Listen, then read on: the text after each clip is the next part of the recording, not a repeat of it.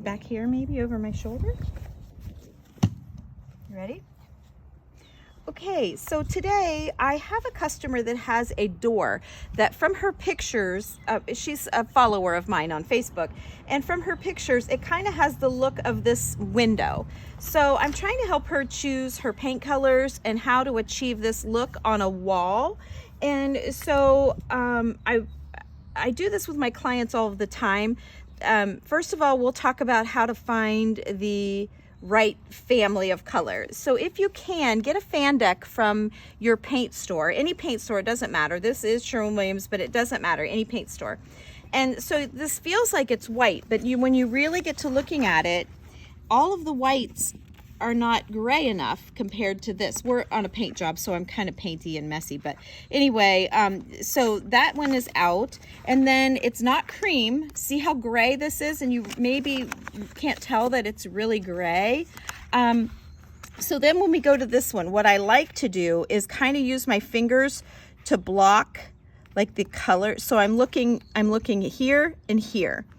And this one's not bad. It's a little darker, if you can tell. This one's really good. That one's really good. That one's too light. So we're looking at, right now, Repose Gray for the all over kind of color that she's got going on. Okay, but let's make sure we pick the right one. So now we're gonna look, that's too dark.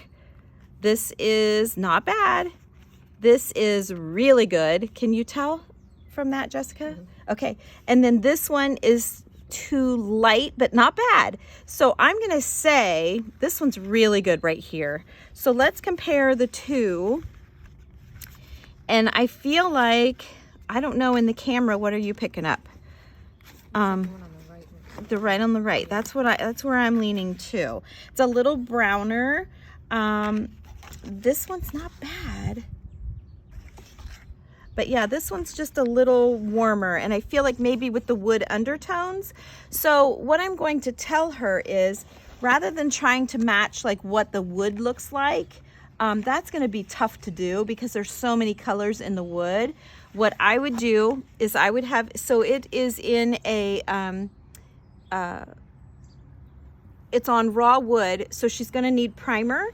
So you can tint your primer, and I would have her tint her primer if she wanted this look to Requisite Gray right here. That's called Requisite Gray, Sherwin-Williams 7023. Then I would paint the whole wall in that primer.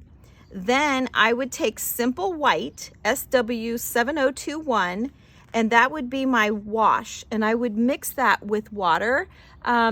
Maybe try like, you're gonna need a bigger batch, but just to start with so you don't waste any, I would try like a cup of paint to a half a cup of water and see if it's too thick. You'll be able to tell when you start washing it if it's too thick. But then I think by washing over, you'll be able to leave thin spots and heavier spots. And if that doesn't work, if you're not liking that as a sample, your next option is to maybe put some crackle in spots on the wall, and don't roll the whole wall because you can't do that.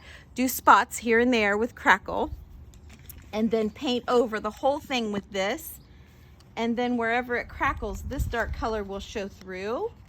I don't know, I think the color, now that I kind of think about it, I think the color washing would be the best bet. I'm not sure you can tell in the sunlight. There's your difference.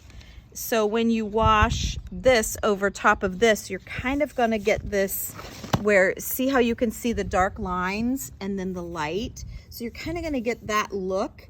And you don't wanna wash left and right. You wanna kind of wash up and down like the grain of the wood.